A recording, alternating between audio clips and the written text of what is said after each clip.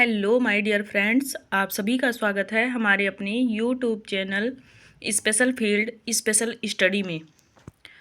आज इस वीडियो में हम बात कर रहे होंगे यूनिट 2 जो कि इंट्रोडक्शन टू डिसेबिलिटी पेपर का है।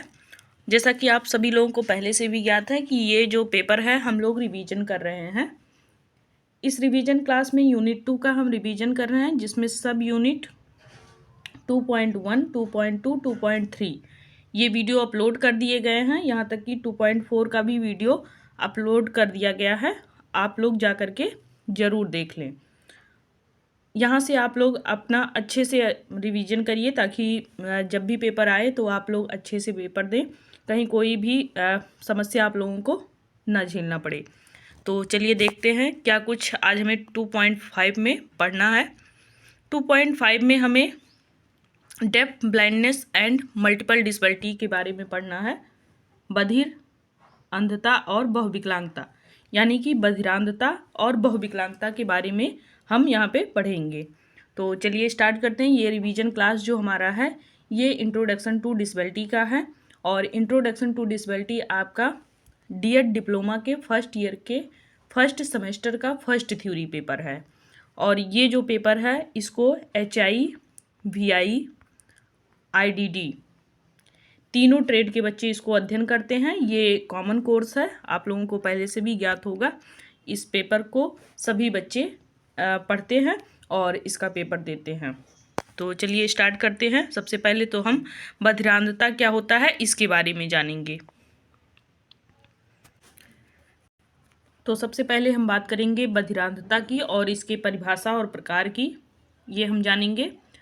तो बधिरांधता क्या होती है? तो बधिरांधता एक ऐसी स्थिति होती है जिससे जो भी ग्रसित बालक या व्यक्ति होता है उसमें श्रवण की क्षमता और दृष्टि की क्षमता, ये दोनों क्षमता जो होती है वो व्यक्ति या बालक खो देता है। यानी कि बधिरांधता एक ऐसी स्थिति होती है जिससे जो भी ग्रसित व्यक्ति या बालक या सेवार्थी होता है उसमें श्रवण और दृष्टि दोनों की अक्षमताएं पाई जाती हैं। बधिरांध जो होते हैं व्यक्ति या बालक, उनके लिए ये दुनिया जो होती है एक सीमित दायरे में उनको दिखाई देती है, अर्थात ना तो वो सुन सकते हैं और ना तो वो देख सकते हैं। यानी कि दोनों ही अक्षमताएं इनमें एक साथ पाई जाती हैं। उनके लिए यह दुनिया बिल्कुल भी अलग होती है। एक कह लीजिए कि जितने में वो होते हैं अपने आसपास, जितना कुछ भी वो जानते हैं वो समझते हैं बस इतनी ही दुनिया है, तथा इसका अनुभव भी उनका जो रहता है वो अलग ही होता है। एक साथ दोनों ज्ञानेंद्रियों में क्षति हो जाने के कारण इसी समस्या जो होती है वो काफ़ी गंभीर रूप धारण कर लेती है। अतः ये जो समस्या है इससे जो ग्रसित व्यक्ति या बालक होते हैं उनको शारीरिक रूप से, संज्ञानात्मक रूप से, सामाजिक रूप से एवं भाषा विकास व संप्रेषण कौशल के साथ साथ उनमें गामक अक्षमता भी पाया जाता है। क्योंकि जब बच्चे यहाँ पे देख नहीं पाते हैं, सुन नहीं पाते हैं, तो उनको चलने में समस्या आती है, बोलने में समस्या आती है। अपनी जो एक कह लीजिए संवेदनाएं होती हैं या जो उनकी भावनाएं होती हैं उस चीज़ को वो अच्छे से दूसरे के सामने प्रकट नहीं कर पाते हैं। तो इनमें एक तरीके से बधिरांधता जो बच्चों में होती है तो उनमें काफ़ी कुछ आपको अक्षमताएं देखने को मिल सकती हैं। क्योंकि बच्चा जब सुन नहीं पाएगा तो वो बोलने में भी असमर्थ होगा, यानी कि बोलने में भी उसकी दिक्कत आएगी, भाषा डेवलप अच्छे से नहीं हो पाएगा, अर्थात उसमें लैंग्वेज डिसऑर्डर या स्पीच डिसऑर्डर ये दोनों चीज़ें पाई जाएंगी। अगर बच्चा अच्छे से देख नहीं पा रहा है तो उसके मोबिलिटी करने में भी समस्या आएगी। तो जब वो अच्छे से अपने वातावरण को जान नहीं पाएगा, वहाँ पे अपने मोबिलिटी की जो क्राइटेरिया है उसको पूरा नहीं कर पाएगा, तो उसमें लोकोमोटर डिसेबिलिटी भी देखने को मिलेगी। तो एक जो समस्या है यानी कि सुनने से संबंधित हो चाहे देखने से संबंधित हो, तो उसके साथ साथ और भी समस्याएं उस व्यक्ति या बालक में आ जाती हैं। तो इसीलिए इसको क्या बोलते हैं? बधिरांधता। बधिरांधता का मतलब ये होता है, बधिर अगर हम इस शब्द को तोड़ें तो बधिर, बधिर का मतलब बच्चा सुन नहीं पाता है, और अंधता का मतलब होगा बच्चा देख नहीं पाता है। तो ये बधिरांधता का मतलब होता है, यानी कि इसमें दोनों प्रकार की समस्याएं बच्चों में देखने को मिलेगी। चाहे वो बच्चा आपका सुनने में अक्षम हो, चाहे देखने में अक्षम हो, चाहे दोनों ही समस्याएं उसमें पाई जा रही हैं, या कह लीजिए एक जो डिसेबिलिटी उसके अंदर है, उस डिसेबिलिटी के साथ साथ उसके और भी 2-3 डिसेबिलिटी जुड़ जाते हैं। देख नहीं पाना, यानी कि चल फिर नहीं पाना, अपने वातावरण का ज्ञान ना हो, ओरिएंटेशन का ज्ञान ना हो, मोबिलिटी का ज्ञान ना हो उस बच्चे को, सुन ना पाना, बच्चे के लैंग्वेज में प्रॉब्लम आएगी, उसकी स्पीच में प्रॉब्लम आएगी, किसी से कम्युनिकेशन अच्छे से नहीं कर पाएगा। तो ये बधिरानता का मतलब होता है। अब हम बात करेंगे कुछ जो आपके इसमें विद्वान हैं उनके अनुसार जो बधिरानता है उसकी परिभाषा। तो डेफ ब्लाइंडनेस की जो परिभाषा दी गई है वो सबसे पहले लिंडबर्ग के द्वारा दिया गया है। तो लिंडबर्ग क्या कहते हैं कि बधिरानता देखने व सुनने की दिव्यांगता का एक ऐसा समायोजन होता है जिससे बच्चे में संप्रेषण, विकासात्मक और शिक्षा की ऐसी गंभीर समस्या उत्पन्न होती है कि उसे न तो बधिर बच्चे के लिए विशेष कार्यक्रम और न ही दृष्टिबाधित बच्चों के लिए विशेष कार्यक्रम में शामिल किया जा सकता है। यानी कि बच्चे में ऐसी दिव्यांगताएं देखने को मिल जाती हैं कि उससे उसका विकास रुक जाता है, जिसमें उसके संप्रेषण कौशल भी प्रभावित होते हैं और उसके साथ साथ उसका अन्य जो विकास होना होता है वो भी अच्छे से नहीं हो पाता है। तो दोनों कार्यक्रम में उसको शामिल करते हैं। यानी कि अगर हम दोनों कार्यक्रम में शामिल करते हैं तो बच्चा कुछ सीख पाता है, लेकिन हम अगर जो देखें कि दोनों डिसेबिलिटी उसके अंदर आ रही है तो दोनों डिसेबिलिटी में कन्फ्यूजन भी आ जाता है कि किस कार्यक्रम में उसको हम शामिल करें, कि दृष्टि बाधिता में शामिल करें या फिर उसको हम श्रवण बाधिता वाले कार्यक्रम में शामिल करें। तो ये समस्या अक्सर इन बच्चों में देखी जाती है, डेफ ब्लाइंडनेस वालों में। अब हम बात करेंगे बधिरानता का अर्थ जो होता है वो श्रवण और दृष्टि बाधित के समन्वित रूप में होता है, यानी कि दोनों इसमें समावेशन होते हैं। इन दोनों दिव्यांगताओं के समावेशन के कारण बच्चे या व्यक्ति में गंभीर संप्रेषणात्मक व विकासात्मक व शैक्षिक योग्यता जो होती है उनकी, ये तीनों चीज़ें इसमें प्रभावित देखने को आपको मिलती हैं बधिरानता में। आगे हम बात करेंगे टाइप्स ऑफ डेफ ब्लाइंडनेस। तो डेफ ब्लाइंडनेस के प्रकार कौन कौन से हैं, इसको 3 भागों में बांटा गया है। सबसे पहले आपका जन्मजात बधिरानता होता है ये, दूसरा होता है आपका अभिग्रहित बधिरानता और तीसरा आपका गुणसूत्रीय बधिरानता। तो चलिए देखते हैं कि ये तीनों कौन कौन से हैं आपके और इसमें क्या कुछ है।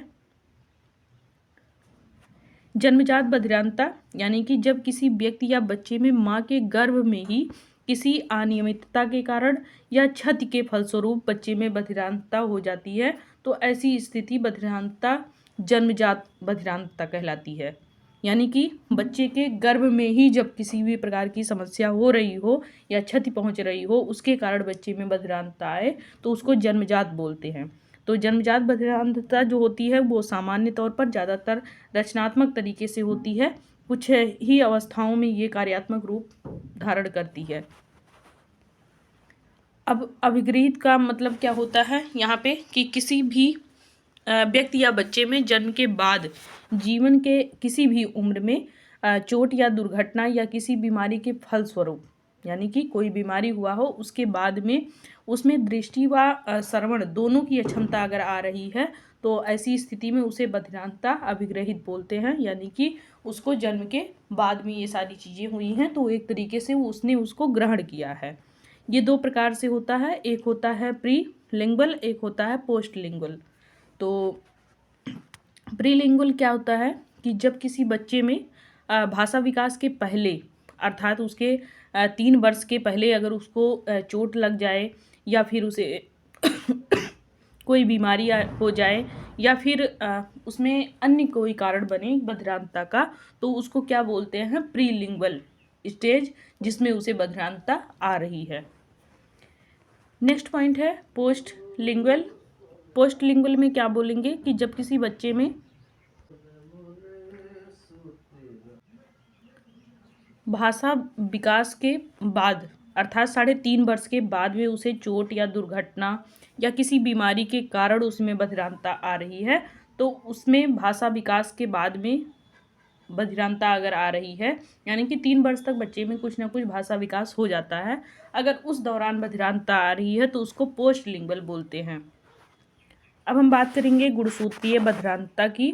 तो गुणसूत्रीय आप लोग जानते ही हैं, अगर माता पिता में जो गुणसूत्र पाए जाते हैं उसमें किसी भी प्रकार की अगर अनियमितता हो रही है या क्षति हो रही है, किसी भी प्रकार का विकार पाया जा रहा है, तो इससे भी बच्चे में श्रवण और दृष्टि दोनों की हानि पाई जाएगी, जिसको क्या बोलेंगे, गुणसूत्रीय बधिरांधता। आगे हम बात करेंगे इसके लक्षण कौन कौन से हैं। तो इसके लक्षण होते हैं कि जो व्यक्ति या बालक बधिरांधता से ग्रसित होता है उसमें आपसी संबंध बनाने में ज़्यादा कठिनाई होती है और उस बच्चे में संप्रेषण कौशल नहीं पाया जाता है, या कह लीजिए संप्रेषण कौशल में वो असमर्थ होता है। एक तरीके से वो अपनी भावनाओं को, अपने विचारों को वो दूसरे के सामने नहीं रख पाता है, दूसरे के भावनाओं विचारों को वो समझ नहीं पाता है। सबसे अधिक वो प्रेरणाओं से वंचित रह जाता है। कोई चीज़ अगर आप उसको समझा रहे हैं, बता रहे हैं, तो जब उसे सुनाई नहीं देगा तो फिर वो उस चीज़ को नहीं समझ सकता है। और इसका जो गामक प्रक्रिया होता है, यानी कि चलने की क्षमता, वो भी एक तरीके से प्रभावित होता है और देर से होता है इन बच्चों में। और अपने वातावरण की जो क्रियाएं होती हैं उससे भी ये बच्चे रूबरू नहीं हो पाते हैं, वहाँ की जो समस्याएं होती हैं उससे ये सामना नहीं कर पाते हैं, या कह लीजिए कि उनको जो समस्याएं अपने वातावरण में आती हैं उन सभी से बहुत ज़्यादा झेलना भी पड़ता है। तो ये था बधिरांधता। अब हम बात करेंगे किसके बारे में, मल्टीपल डिसेबिलिटी के बारे में, यानी कि आपके बहुदिव्यांगता किस व्यक्ति में आते हैं और किस प्रकार से आते हैं, इसके बारे में थोड़ा सा हम जानेंगे। अब हम बात करेंगे बहुदिव्यांगता की।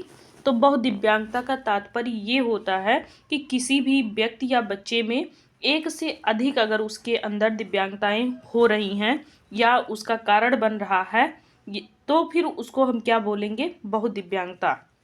क्योंकि इसके कारण उसका जो सामाजिक विकास होता है या शिक्षण होता है या व्यवहारिक जीवन जो होता है, या कह लीजिए एक जो रूपरेखा होती है, वो एक प्रकार से जो सामान्य बच्चे होते हैं उनसे अलग हो जाती है। जो भी बहुदिव्यांग से ग्रसित बच्चे होते हैं उनमें शारीरिक और मानसिक विकृतियां ज़्यादा पाई जाती हैं और एक साथ पाई जाती हैं, जिससे वो जो व्यक्ति या बालक होता है वो हीन भावना का भी शिकार हो जाता है, जो कि धीरे धीरे बाद में वो सामान्य से थोड़ा सा अलग हो जाता है, या सामान्य बालक जैसा व्यवहार करता है, जैसी उसकी क्रियाशैली होती है वो उससे बिल्कुल भी ये हटके हो जाता है। किसी व्यक्ति या बच्चे में दो या दो से अधिक समस्याएं अगर उसमें उत्पन्न हो रही हैं तो वो क्या कहलाता है, बहुदिव्यांग बालक। यानी कि मल्टीपल डिसेबिलिटी किसको बोलते हैं, जिसमें एक या एक से अधिक दिव्यांगताएं शामिल हों। जब उसमें एक से अधिक दिव्यांगताएं शामिल होंगी तो फिर वो व्यक्ति या पर्सन क्या कहलाएगा, मल्टीपल डिसेबल पर्सन बोलेगा, या मल्टीपल डिसेबल पर्सन उसको हम कहेंगे।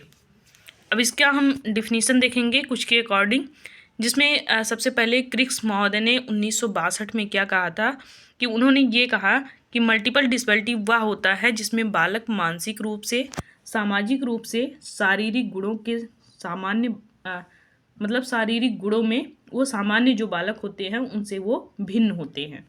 उनकी भिन्नता कुछ ऐसी सीमा तक होती है कि उसे स्कूल में सामान्य कार्य, बहुबाधिता या शिक्षा सेवाओं में उसे परिवर्तन करने की आवश्यकता होती है। उसके बाद हमारे according to law of disable education 1990 के अनुसार क्या कहा गया है कि कुछ ऐसी समस्याएं जैसे कि मानसिक मंदता, दृष्टि समस्या या स्नायु तंत्रिका इत्यादि को बहुदिव्यांगता में अक्सर शामिल किया गया था, क्योंकि इसमें अक्सर बच्चे जो होते थे वो एक से अधिक दिव्यांगताओं को रखते थे, यानी कि एक से अधिक दिव्यांगताएं उनके अंदर शामिल होती थी। परंतु शैक्षिक स्तर पर तीव्र समस्या, श्रवण दोष व दृष्टि दोष को बहुदिव्यांगता में सम्मिलित नहीं किया गया था, जिन्हें आज शामिल किया गया है, क्योंकि पहले ये चीज़ें जो श्रवण दिव्यांग और बहुदिव्यांग श्रवण दिव्यांग और दृष्टि दिव्यांग एक साथ होते थे तो उनको बहुदिव्यांग नहीं बोला जाता था, लेकिन आज के दौर में उनको बहुदिव्यांग भी बोला जाता है। अब हम बात करेंगे अकॉर्डिंग टू सचवर्टे के अनुसार विकलांग बच्चों में दो या दो से अधिक अक्षमताएं जब एक साथ उत्पन्न हो जाती हैं तो उन्हें अधिक देखभाल की आवश्यकता होती है इनके अकॉर्डिंग। दो या दो से अधिक जो क्षमताएं होती हैं वो एक साथ मिलने से बहुदिव्यांग का रूप धारण कर लेती हैं, जिससे उसके जीवन की योजनाओं के लिए अधिक ध्यान देने की ज़रूरत होती है। नेक्स्ट है अकॉर्डिंग टू हर्बर्ट एंड फॉरेनेस के अनुसार, तो इन्होंने क्या कहा है, इन्होंने जो परिभाषा दी है वो 1984 में दिया है। इन्होंने कहा है कि बहुदिव्यांगता ऐसी दिव्यांगता होती है जिसमें ऐसे व्यक्ति होते हैं जिनकी शारीरिक व मानसिक क्षमता जो होती है उनमें कमी पाई जाती है। अर्थात ऐसे जो व्यक्ति जो सामान्य से अलग प्रवृत्ति रखते हों या उनकी मानसिकता अलग हो सामान्य व्यक्तियों से, तो उनके कार्य में भी एक सामान्य व्यक्ति से अलग उनका कार्य भी देखने को मिलता है या उनके तरीके भी कार्य करने के अलग होते हैं, उनको क्या कहा जाता है, बहुदिव्यांग। अब इसके हम प्रकार देखेंगे। तो दो या दो से अधिक जो दिव्यांगताएं होती हैं या विकलांगताएं होती हैं, इससे जो ग्रसित व्यक्ति या बालक होते हैं या पर्सन होते हैं उनको बहुदिव्यांग की श्रेणी में रखा जाता है।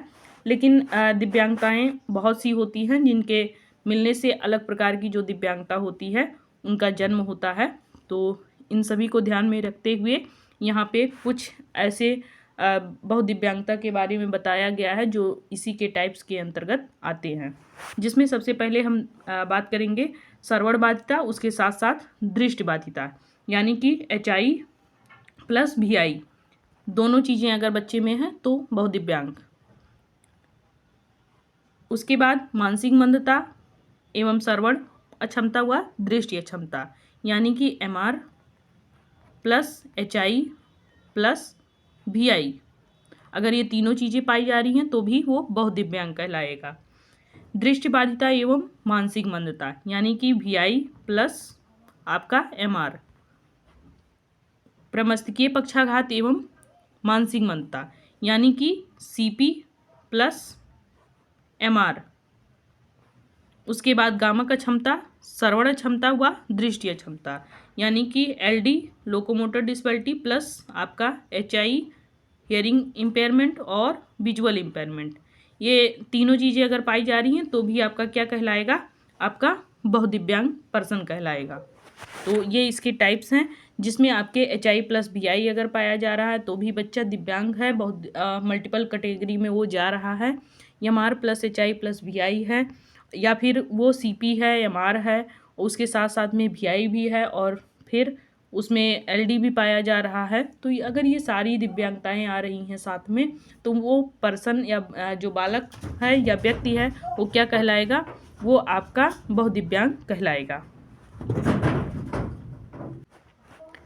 अब हम बात करेंगे इसके प्रकार में।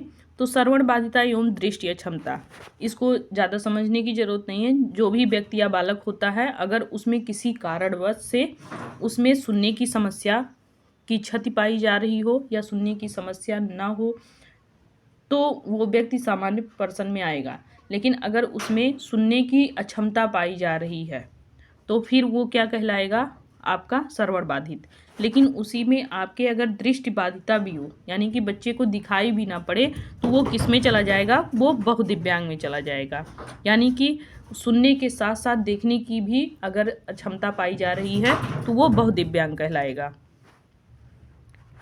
नेक्स्ट है आपका मानसिक मंदता, श्रवण क्षमता व दृष्टि बाधिता। इसमें ऐसा व्यक्ति या बालक जिसमें सोचने समझने के साथ साथ या समस्या हल करने की चीज़ें ना उसके अंदर डेवलप हों, उसके साथ साथ सुनने की भी अक्षमता पाई जाए और देखने की भी अक्षमता पाई जाए, तो वो व्यक्ति बहुदिव्यांग में जाएगा आपकी। यानी कि उसमें सोचने समझने तर्क करने विचार करने की क्षमता पाई जाए, इसके साथ साथ उसमें श्रवण बाधिता भी हो, सुनने में भी कठिनाई हो और देखने में भी कठिनाई हो। नेक्स्ट पॉइंट है दृष्टि बाधिता और मानसिक मंदता। तो देखने के साथ साथ अगर सोचने समझने तर्क करने विचार करने की क्षमता नहीं पाई जा रही है तो भी व्यक्ति बहुदिव्यांग में या मल्टीपल डिसेबिलिटी में जाएगा। प्रमस्तिष्कीय पक्षाघात एवं मानसिक मंदता, जिसको CP बोलते हैं, जब व्यक्ति या बालक में प्रमस्तिष्कीय पक्षाघात होता है तो उसमें देखा जाता है कि बच्चा जो गणित की संक्रियाएं हैं या फिर कह लीजिए कि वो सेरेब्रल पॉल्सी जो आपका है प्रमस्तीय पक्षाघात, उसमें सोचने समझने के साथ साथ में भी उसके तर्क करने या निर्णय लेने की भी अक्षमता पाई जा रही है और प्रमस्तीय पक्षाघात के भी लक्षण पाए जा रहे हैं, यानी कि मुंह से लार टपक रही है, अपने शारीरिक तौर पे वो किसी भी प्रकार से कंट्रोल नहीं पा रहा है, शरीर लुंज पुंज है, तो भी वो क्या किस में आएगा, आपके मल्टीपल डिसेबिलिटी में आएगा। अब हम बात करेंगे गामक क्षमता, श्रवण और दृष्टि दिव्यांगता की। तो गामक क्षमता का मतलब ये होगा कि बच्चा जब चल भी ना पा रहा हो, उसके साथ साथ बच्चे को सुनने में भी दिक्कत हो, देखने में भी दिक्कत हो, तो उसको क्या बोलेंगे, मल्टीपल डिसेबिलिटी। तो ये आपके 5 प्रकार थे बहुदिव्यांगता में। मल्टीपल डिसेबिलिटी के 5 प्रकार हैं, जिसमें आपके LD, HI प्लस आपके VI, CP प्लस MR, उसके बाद VI प्लस MR और MR plus HI plus VI, ये आपके सारी किसके अंतर्गत आते हैं, आपके HI प्लस VI, ये आपके बहुदिव्यांगता की श्रेणी में आते हैं, यानी कि मल्टीपल डिसेबिलिटी के टाइप्स हैं ये। तो आप लोग इसको अच्छे से रिवीजन करिएगा ताकि आप लोगों को कहीं कोई समस्या ना आए। अगर कहीं समस्या आ रही है तो आप लोग कमेंट बॉक्स में लिखिएगा, वो समस्याएं आप लोगों की सॉल्व की जाएंगी। तो इस वीडियो को एंजॉय करिए, आप लोगों को नेक्स्ट वीडियो जल्द ही मिलेगा। 3.1 से हम लोग फिर से स्टार्ट करेंगे रिवीजन क्लास। तो हम लोग ये जो आपका दूसरा यूनिट था ये कंप्लीट हो गया है। हम लोगों ने 2.1 से लेकर के 2.5 तक इस वीडियो में कवर कर लिया है। बाकी हम लोग तीसरी यूनिट अभी स्टार्ट करेंगे। तो हम लोग किसी नेक्स्ट वीडियो में मिलेंगे, तब तक के लिए बाय बाय, टेक केयर। और वीडियो अच्छी लग रही हो तो लाइक करें, सब्सक्राइब करें, शेयर भी करें, ताकि और भी बच्चों को इसका लाभ मिल सके। बहुत बहुत धन्यवाद।